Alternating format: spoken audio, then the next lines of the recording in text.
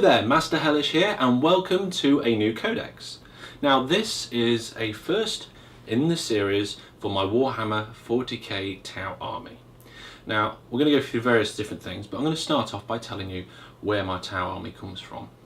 Now several years ago I collected Tau. I've collected Tau for a long time, and then it came to a point where the rules were changing. Now I collected Tau before this Codex, and this is the old one, okay? And when the new 6th edition rulebook for Warhammer 40k came out to use with Tau, it didn't really feel right to me. It felt a bit broken. I mean, the rules were okay, but the army was so old, it just didn't work. So I put my army to one side for a long time, until a month or so ago the new Tau Codex came out. This has fixed a lot of stuff, brought a lot of new things in. So what we're going to do is, first of all, I'm going to get out my old army, we'll see what we've got in there, and we'll decide what we're going to get rid of and what we're going to keep and bring into the new army. So let's get that out and have a look at that. Right then, let's have a look inside this old case. It's extremely dusty.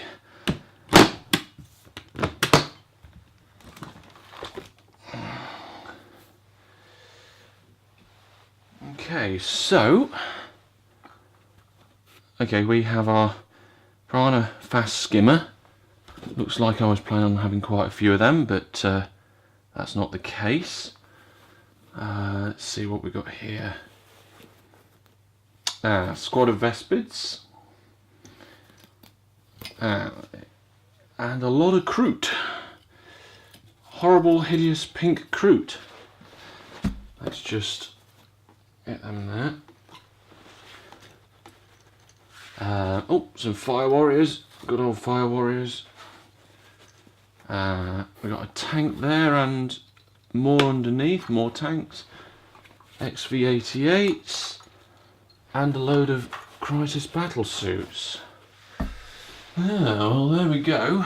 That is the old army. Now, I like the tanks. The tanks are good. I like these battle suits. I think they're really good. I like all the Tau techie stuff. I'm not so much of a fan of the Kroot, and probably the Vespids as well. I think with the new army I'm going to be heading more in a more just Tau sort of direction with it. So yeah, what we'll do, we're going to get rid of the Kroot. There was three Krootoxes there, some Hounds and a Shaper with some other Kroot. They're going to be going. Before they go, I'll just quickly show you the colour scheme I started. Now this colour scheme, I'll just get a little closer for you. So there we go. This colour scheme was the idea behind the colour scheme that I eventually used for my Tyranid army. I don't think it works too well on the Kroot, but it's good for the Tyranids. Maybe it just needs evolving and polishing. But no, we're not keeping them. We'll get rid of them.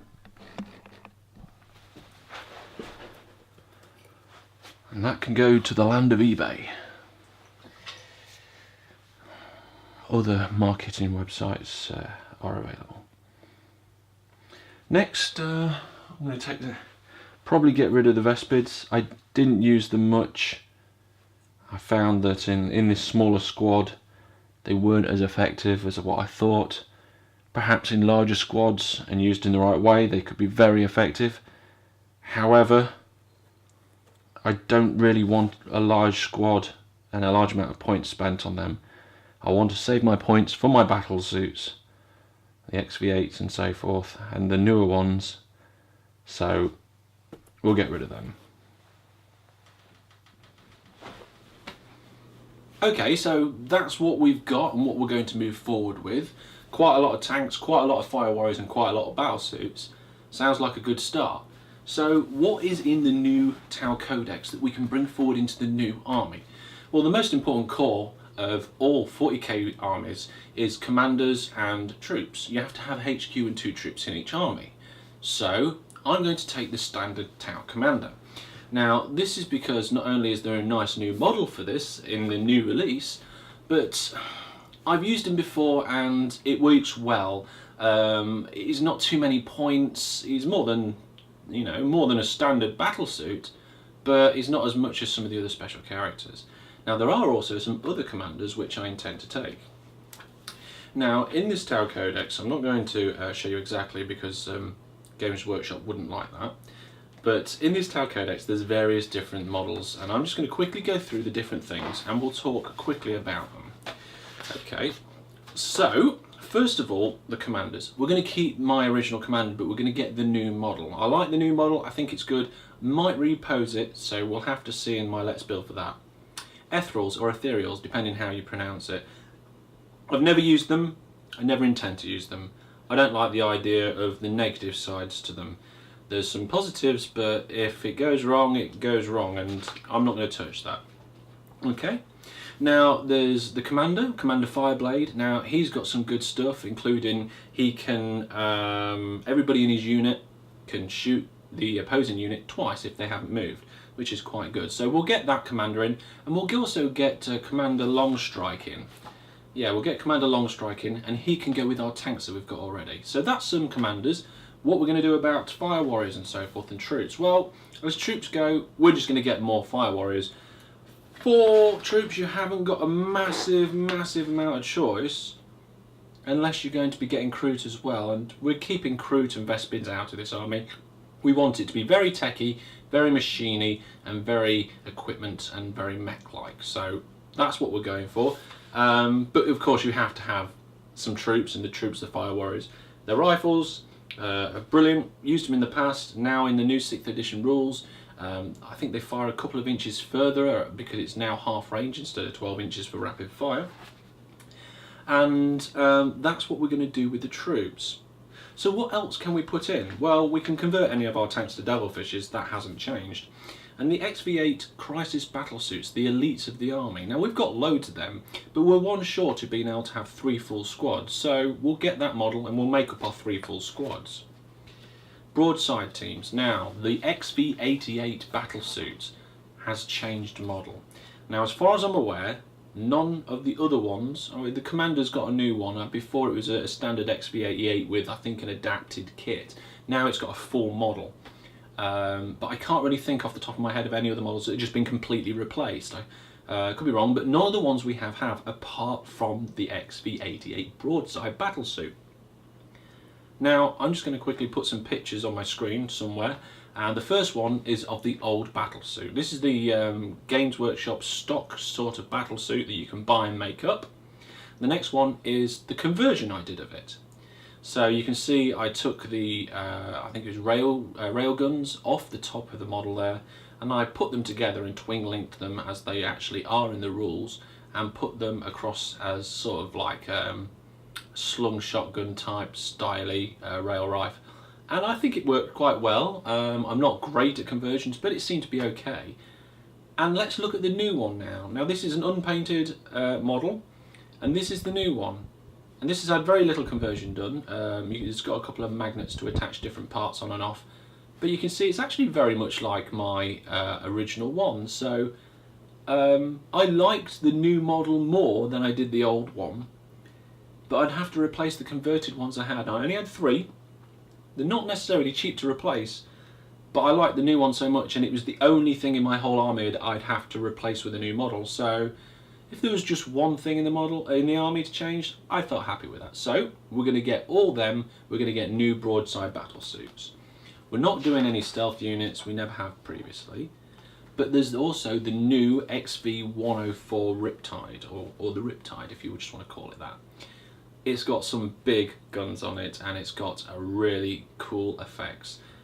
It can have some weaknesses, but it looks like it's got some good strengths, and I really want to get one. One, the model looks cool, I think, and second, it could be good on the battlefield for various different scenarios, but we'll have to make one up and put it on the battlefield and see. And then we've got things like sniper drone teams that I never bothered with before, I'm not going to bother with anymore. And then you get to the flyers. Now there's 2 new flyers in the Tau army. There's the Sunshark Bomber and the Razor Shark Strike Fighter. Now hopefully we'll get this model, and we'll get one model and we'll be able to convert it between the 2 backwards and forwards using magnets. But we'll see about that. We'll have to see where we go.